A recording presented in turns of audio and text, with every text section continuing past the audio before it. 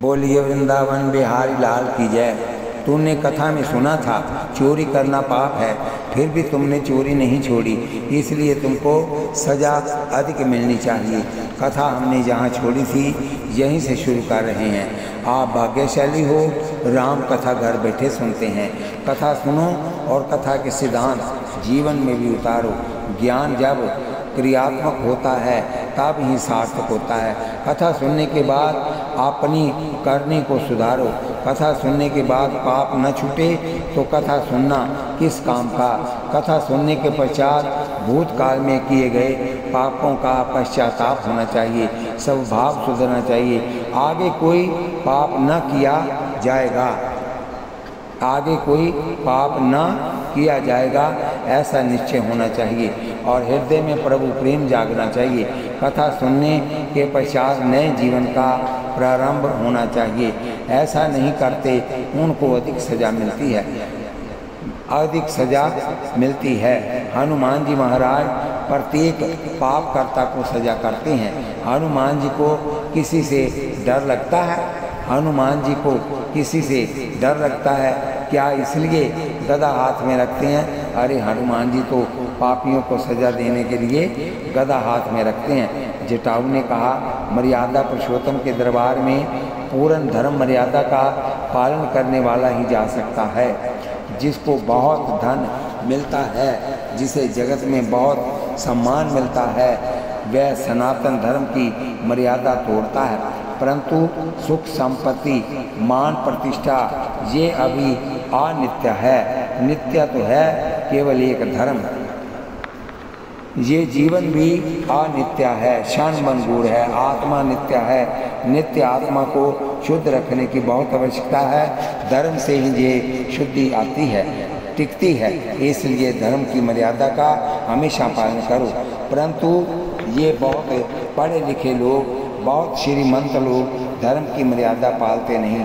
उनको ऐसा लगता है कि संध्या वंदन करने की क्या आवश्यकता है, एकादशी करने की क्या आवश्यकता है। एकादशी अवश्य करना चाहिए। एकादशी के समान कोई श्रेष्ठ पर्व नहीं। अपना सनातन धर्म अतिशय श्रेष्ठ है, परंतु यहाँ ज्ञान बड़ा, जगत में बहुत मान मिला कि मनुष्य धर्म की मर्यादा को भंग करने लग जाता है। उसको ऐसा लगता है कि मुझसे कौन पूछने वाला है। भगवान कहते हैं तू ऊपर आ, फिर बताता हूँ कि धर्म की मर्यादा पालने के लिए ही ज्ञान है, धर्म की मर्यादा करने के लिए ही धन है। श्रीमंत होकर, ज्ञानी होकर धर्म की मर्यादा को भंग करे, उसे भगवान बहुत सज़ा देते हैं। परमात्मा को धर्म अतिशय प्रिय है। धर्म के लिए ही ईश्वर जगत में आते हैं। कितने ही लोग भक्ति का थोड़ा नाटक करते हैं और पुस्तकें पढ़कर ज्ञान की कुछ थोड़ी बातें भी करते हैं, परंतु धर्म पालते नहीं। भक्ति यदि धर्म विरुद्ध हो, ज्ञान यदि धर्म अनुकूल न हो, तो ऐसी ज्ञान भक्ति सफल नहीं है। ज्ञान भक्ति धर्मानुकूल हो तो ही वह सफल है। कितने ही लोग ऐसा समझते हैं कि हम तो भक्ति कर लेते हैं, अब हम धर्म ना भी पालें तो कोई बाधा नहीं। बोलिए बांके बिहारी लाल की जय। भगवान हमको क्षमा कर देंगे। भगवान ऐसा क्षमा किसी को नहीं देते। भगवान को धर्म अतिशय प्रिय है। अरे धर्म के लिए ही तो प्रभु ने भी अत्यंत दुख सहन किए हैं। दुख सहन करके ही स्वयं सब धर्म का पालन करो। आजकल कितने ही लोगों को मस्तक पर तिलक लगाने में करने में शर्म आती है। शास्त्र में ऐसा लिखा है कि जिनके मस्तक पर तिलक नहीं, उनका मुंह देखने से अपशगुन होता है। जिनके मस्तक पर तिलक नहीं, जिनके गले में तुलसी की कंठी नहीं, रुद्राक्ष की माला नहीं, उनका मुंह देखना नहीं। अपने सनातन धर्म के ये प्रतीक हैं। मस्तक पर तिलक होना ही चाहिए, गले में कंठी होनी ही चाहिए। परंतु ज्ञान बहुत बड़ा, लोग बहुत सुधर गए, इस कारण से ये सब चला गया है। मस्तक पर तिलक करने में शर्म आती है, परंतु पाप करने में तनक भी शर्म आती नहीं। झूठ बोलने में अथवा चुगली करने में शर्म आती नहीं। एकादशी के दिन अनाज खाने में लज्जा आती नहीं। धर्म पालने में लज्जा लगती है। तुम अधिक भक्ति न करो तो बाधा नहीं, परंतु बने वहाँ तक सब धर्म के पालन करने का आग्रह रखो। अपना धर्म अतिशय श्रेष्ठ है। श्री राम मर्यादा पुरुषोत्तम हैं। जो धर्म की मर्यादा को भंग करते हैं वह परमात्मा को तनिक भी सहारते नहीं। जटायु ने राम की बहुत सुंदर स्तुति की। जटायु को प्रभु ने दिव्य गति दी। जटायु का श्री रामचंद्र जी ने उद्धार किया। शिव जी महाराज पार्वती जी को कथा सुनाते हैं कि देवी, जटायु जैसा हीन पक्षी राम जी के चरण में कैसे प्रेम रखता है। जीव परमात्मा के साथ प्रेम न करे तो इसका बहुत पतन होता है। ऐसा जीव बहुत अभागा है। प्रभु के साथ प्रेम करे तो जीव का बहुत कल्याण होता है। हीन पक्षी जटायु को भी प्रभु ने सारूप्य मुक्ति दे दी। जोगी जिस गति को दृष्टि में रखकर जो ध्यान तप करते हैं वह गति परमात्मा ने जटायु जी को दी। बोलिए वृंदावन बिहारी लाल की जय।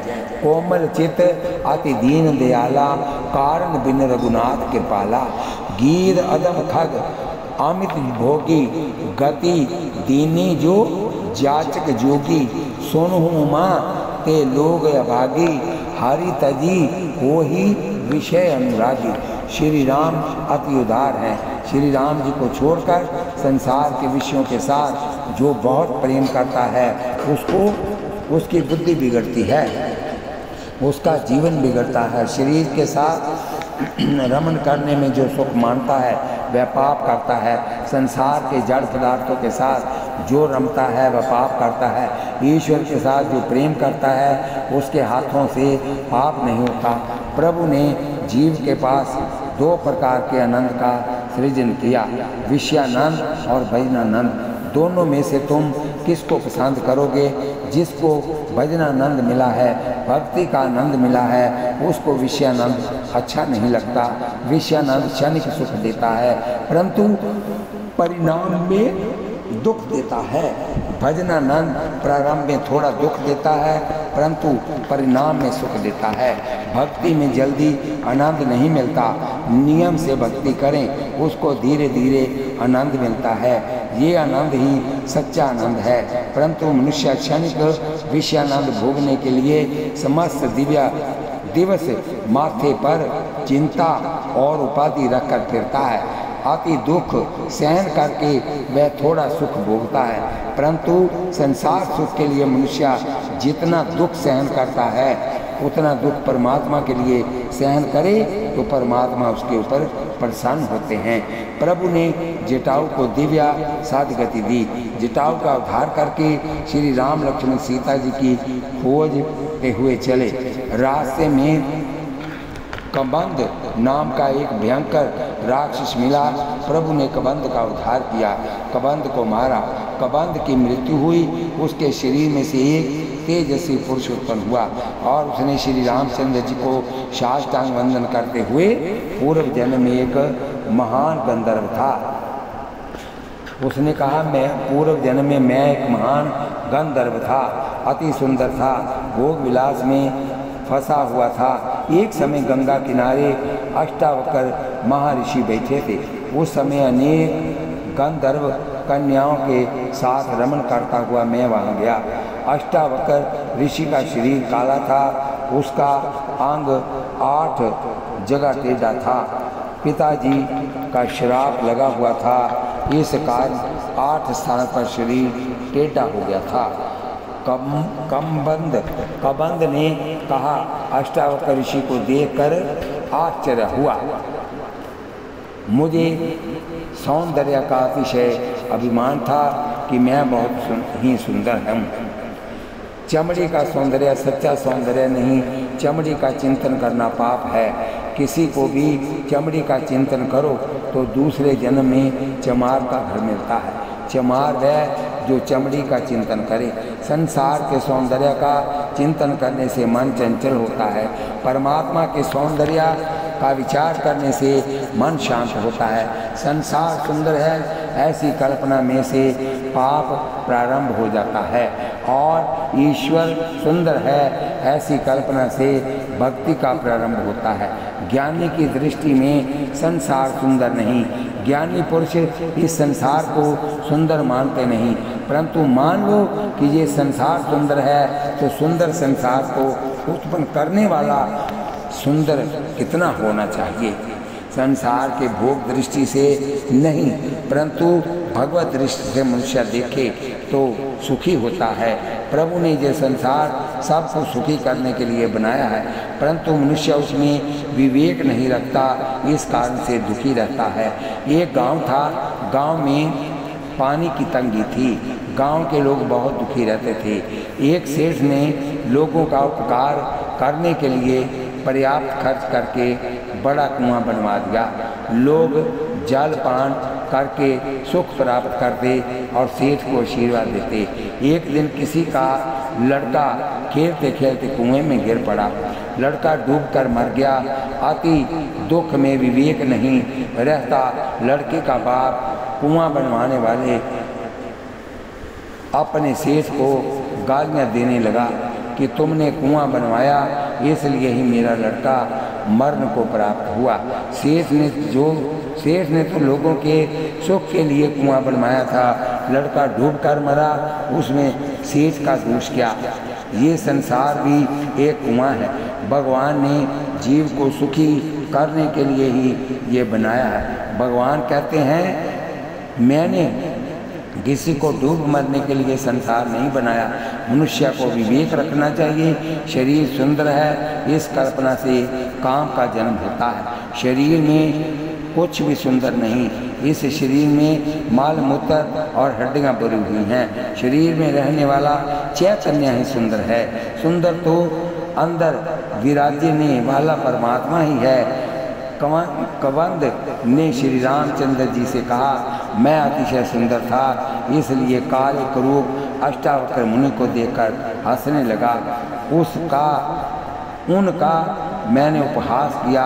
तब ऋषि ने कहा तू मेरी आकृति देखता है परंतु कृति नहीं देखता। मेरी आकृति चाहे जैसी हो परंतु कृति खराब नहीं। आकृति देखकर तू हंसता है, परंतु मनुष्य की कृति देखनी चाहिए। आकृति तो पूर्व जन्म के प्रारब्ध से मिलती है, महत्व है कृति का। इसलिए मेरी कृति देखकर परमात्मा कृति को देखता है। मनुष्य आकृति को देखता है, परमात्मा कृति को देखता है। किसी के आकार को बहुत देखोगे तो मन में विकार आएगा, आकार में से ही विकार का जन्म होता है। इसलिए व्यक्ति का आकार, व्यक्ति का रूप, रंग मत देखो। जो आकार को नहीं देखता उसके मन में विकार नहीं आता। अज्ञानी पुरुष आकार को देखता नहीं, ज्ञानी पुरुष सृष्टि को निर्विकार भाव से देखता है। सभी आकारों में ईश्वर तत्व निवास करता है। कबंध ने श्री रामचंद्र जी से कहा अष्टावक्र ऋषि ने मुझसे कहा कि मेरी आकृति चाहे जैसी हो परंतु मैं त्रिकाल संध्या करने वाला तपस्वी ब्राह्मण हूँ। तू मेरा उपहास करता है, मैं तुझे शाप देता हूँ कि तू राक्षस हो जा। ऋषि के शाप से मुझे बहुत दुख हुआ। मैंने अष्टावक्र ऋषि के चरण पकड़िए क्षमा मांगी। ऋषि को दया आ गई। मुझे आज्ञा दी थी कि राक्षस होने के बाद एक बार तुझे श्री रामचंद्र जी के दर्शन होंगे और श्री रामचंद्र जी तेरा उद्धार करेंगे। भगवान आपके दर्शनों से अब मैं शाप से मुक्त हो गया हूँ। बोलिए वृंदावन बिहारी लाल की जय। हे प्रभु, सबको मोहित करने वाली माया आपका हास्य है। आपकी माया से मोहित हुए लोग आपका सच्चा स्वरूप नहीं जानते। ये सृष्टि आपका कटाक्ष है। संसार की रचना करने वाले आप हो। श्री राम, मैं आपका वंदन करता हूँ। कबंध ने श्री रामचंद्र जी की सुंदर स्तुति की और गंधर्व लोक में चला गया। बोलिए वृंदावन बिहारी लाल की जय। श्री राम लक्ष्मण वहाँ से पंपा सर सरोवर के पास आए। वहाँ शबरी जी का आश्रम था। अपने भारत में 4 सरोवर प्रधान है। गुजरात में बिंदु सरोवर है। ये बिंदु सरोवर सिद्धपुर में श्री सरस्वती नदी के कंठ में स्थित है। कर्दम ऋषि ने वहाँ तपस्याचार्य की थी। परमात्मा नारायण वहाँ प्रकट हुए और कर्दम ऋषि को देखकर ठाकुर जी की आँख में आंसू आ गए। आंसुओं का सरोवर हो गया, इसलिए उसको बिंदु सरोवर कहते हैं। भागवत में ये सब कथा आती है। कर्दम ऋषि जितेंद्रिया महात्मा थे। जितेंद्रिया होने के लिए सरस्वती के किनारे रहना पड़ता है। सरस्वती का किनारा अर्थात सत्कर्म का किनारा। कर्दम ऋषि सिद्धपुर के पास सरस्वती के किनारे समस्त दिवस तप करते थे। आदि नारायण भगवान का आराधना करते थे। शरीर प्राण और मन को सत्कर्म में निरंतर पिरोए रखते थे। एक पल भी व्यर्थ नहीं बैठते थे। निष्क्रिय बैठने जैसा कोई पाप नहीं। समय का नाश सर्वस्व का नाश है। परमात्मा सब प्रकार उधार हैं, परंतु समय देने में उधार नहीं। भगवान अतिशय संपत्ति देते हैं, परंतु समय नहीं देते। भगवान कहते हैं तुमको 2 लाख रुपए की आवश्यकता हो तो दूं, परंतु तेरी आयु में 2 घड़ी भी अधिक नहीं दूंगा। समय को स्वर्ण की तरह अपेक्षा भी कीमती समझो। अतिशय थकान न लगी हो और मनुष्य आराम करे, ये ठीक नहीं। कर्दम ऋषि ने दिनचर्या ऐसी व्यतीत की कि किसी विषय में मन नहीं जाए। दुख सहन करके जो तप करता है वह ही महान होता है। जो बुद्धिपूर्वक दुख सहन करता है उसके पाप जल जाते हैं। कर्दम ऋषि ने खूब तपस्या की, शरीर में हाड़ ही बाकी रहे। कर्दम ऋषि की तपस्याचार्य सिद्ध हुई, प्रभु प्रसन्न हुए। कर्दम ऋषि के सन्मुख चतुर्भुज नारायण प्रकट हुए। भगवान की आंखों से हर्ष के बिंदु निकले। उनका हुआ बिंदु सरोवर। सिद्धपुर की यात्रा के समय इस बिंदु सरोवर में स्नान करना पड़ता है। कर्दम ऋषि को यहाँ पुत्र रूप में जन्म लेने का भगवान ने वरदान दिया था। भगवान को जगत में सांख्य शास्त्र का उपदेश करना था, इसलिए कपिल भगवान कर्दम ऋषि के यहाँ प्रकट हुए थे। ये बिंदु सरोवर की महिमा है। दूसरा है नारायण सरोवर। वह भी गुजरात में ही कच्छ प्रांत में स्थित है। ये नारायण सरोवर वह स्थान है जहाँ पर चेताओं ने तपस्याचार्य की थी और वहाँ आदि नारायण परमात्मा इनको दर्शन देने के लिए प्रकट हुए थे। अर्चन भक्ति के आचार्य पृथु राजा के वंश में प्राचीन बरही राजा हुए। प्राचीन बरही के यहाँ परचेताओं ने जन्म लिया। परचेता नारायण सरोवर के किनारे गए। वहाँ शिवजी ने उनको रुद्र गीता का उपदेश करते हुए कहा कि तुम तप करो, तप बिना सिद्धि नहीं मिलती। तप न करें उसका पतन हो जाता है। ये आज्ञा देकर शिवजी अंतर ध्यान हो गए। पर चेताओं ने शिवजी के द्वारा बताए हुए स्तोत्र का जप करते हुए तपस्याचार्य आरंभ की। जप से मन को शुद्धि होती है, मन की शुद्धि होती है। जप बिना जीवन सुधरता नहीं। पर चेताओं ने 10,000 वर्ष तक नारायण सरोवर के किनारे जप किया, तब उनके समक्ष नारायण भगवान प्रकट हुए। पर चेता भगवान नारायण का दर्शन करके अत्यंत कृतार्थ हुए। नारायण भगवान ने पर चेताओं को आज्ञा की कि तुम विवाह करो। विवाह करना पाप नहीं, गृहस्थ आश्रम भक्ति में बाधक नहीं, साधक है। 1-2 संतान होने के पश्चात संयम का पालन करना।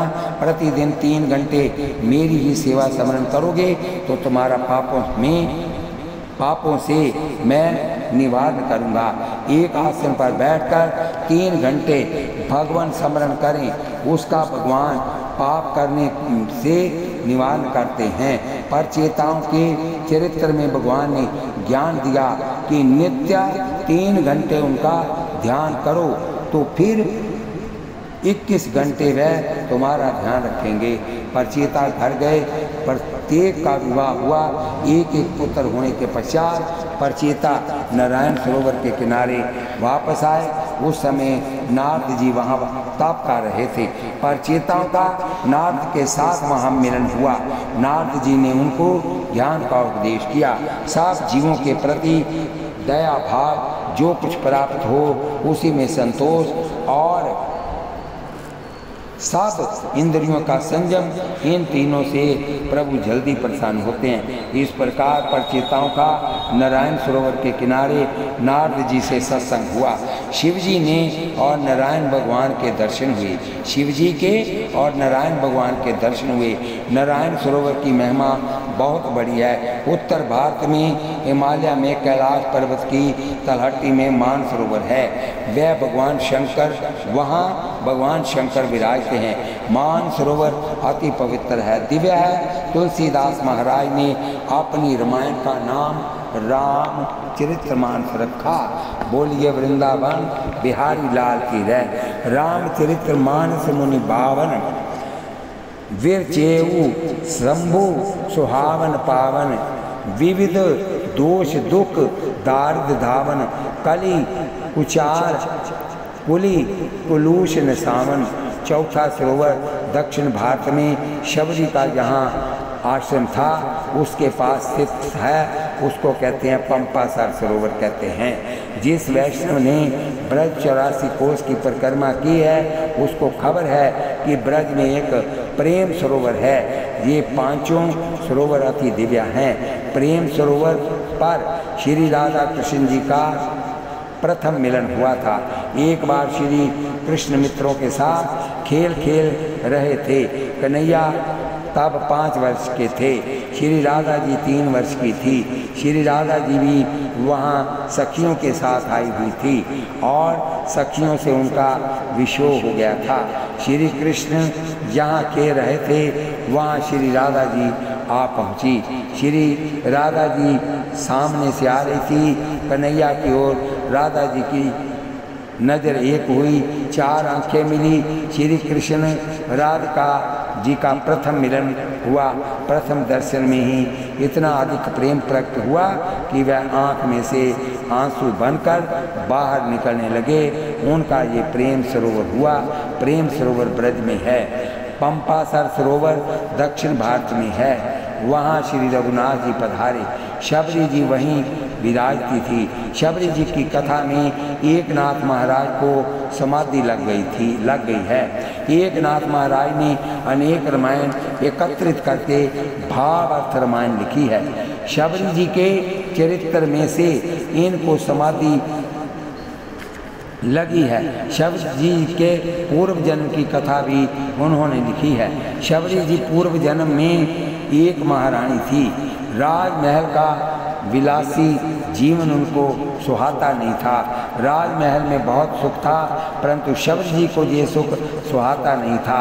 शबरी जी विचारने लगी कि प्रभु ने ये जन्म क्यों दिया है। यहाँ तो भोग विलास के अतिरिक्त अन्य कोई बात ही नहीं है। सत्संग मिलता नहीं। शबरी जी राजमहल में विराजी थी परंतु उसको संसार सुख तुच्छ लगता था। व्यवहार में रानी का सुख श्रेष्ठ मानते हैं। राजा बहुत सुखी कहलाता है परंतु राजा को राज्य चलाने की कुछ चिंता होती है परंतु रानी को तो कोई भी चिंता होती नहीं। राजा की अपेक्षा भी रानी का सुख अधिक होता है। रानी निश्चिंत होती है। इस लौकिक दृष्टि से तो महारानी बहुत सुखी है परंतु शबरी जी ये सुख तुच्छ लगता था। शबरी जी को उनको रानी बनने का सुख सहन नहीं होता था।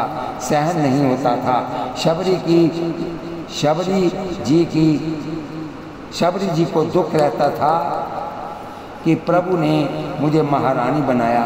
ये बहुत होता हुआ मेरा जीवन बिगड़ता है।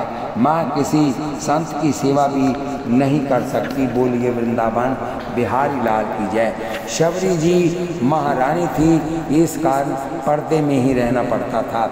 वह बाहर नहीं निकल सकती थी, किसी संत की सेवा नहीं कर सकती थी, कथा श्रवण नहीं कर सकती थी, राजा की इच्छा का सम्मान करना पड़ता था। ऐसा जीवन शबरी को तनिक भी सहन नहीं होता था। वह बहुत दुखी हो गई। एक समय महारानी शबरी जी प्रयागराज के कुंभ मेला में गई। वहाँ संतों के दर्शन होने से उनको बहुत आनंद हुआ। संतों का दर्शन तो उनको हुआ, परंतु बहुत इच्छा होने पर भी वह महारानी होने के कारण संतों की सेवा नहीं कर सकी। इसलिए अतिशय दुखी होकर उन्होंने निश्चय किया कि आत्महत्या कर डालूं, जिससे अगले जन्म में मुझको संतों का सत्संग प्राप्त हो, संतों की सेवा का लाभ मिले। आत्महत्या महापाप है, परंतु प्रयाग त्रिवेणी में कोई आत्महत्या करे उसे पाप नहीं लगता। महारानी ने त्रिवेणी गंगा में स्नान करते समय आत्महत्या कर ली। वह महारानी दूसरे जन्म में शबरी जी हुई। वह एक भील राजा के घर कन्या रूप में प्रकट हुई। संत सेवा के लिए ही शबरी जी ने जन्म लिया था। छोटी अवस्था की थी, तभी से इसका हृदय बहुत कोमल था। प्रभु में अतिशय प्रेम था। शबरी जी शुद्ध प्रेम लक्षणा भक्ति है। बड़ी होने पर इसका विवाह निश्चित हुआ। उस समय उसके पिता ने 300 बकरे मंगवाए।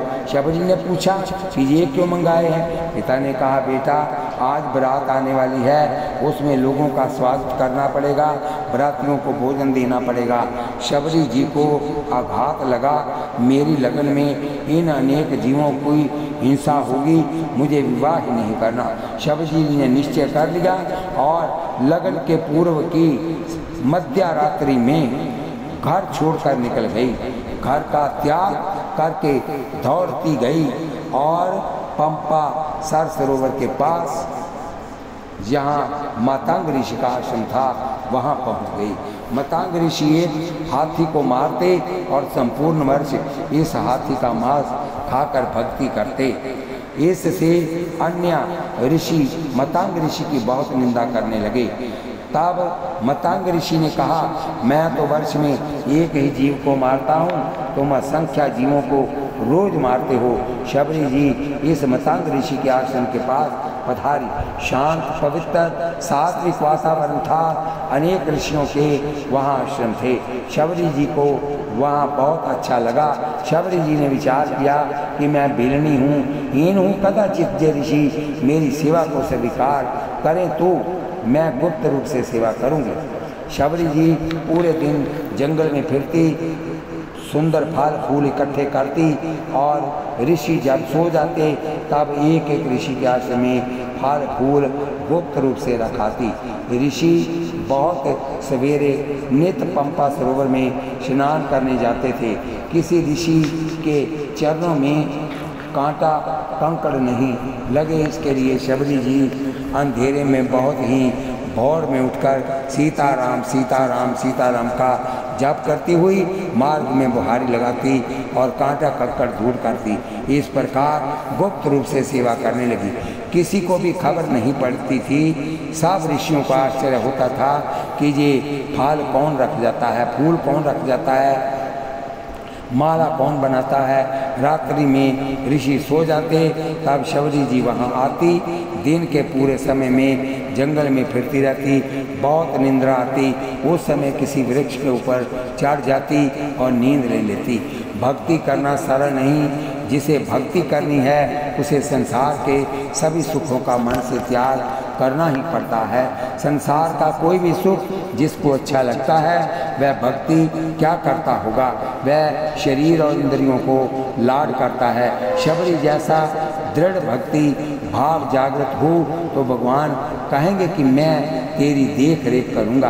भगवान जिसकी देख रेख करते हैं उसका मन हमेशा के लिए पवित्र रहता है। राम जी जिसकी देख रेख करते हैं वह इंद्रियों के अधीन नहीं होता। इंद्रियों का विषयों के साथ संयोग हो उसमें शक्ति हो तो विषय शक्ति यह है। इस वासना रूपी यह से राम जी बचाते हैं। प्रभु से बारंबार कहना कि मेरी इंद्रियों में वासना रूपी विष नहीं आवे। एक एक इंद्रियों का प्रभु के साथ परिणय करोगे तो भक्ति में आनंद आवेगा और विषया शक्ति से बच सकोगे। बोलिए वृंदावन बिहारी लाल की जय।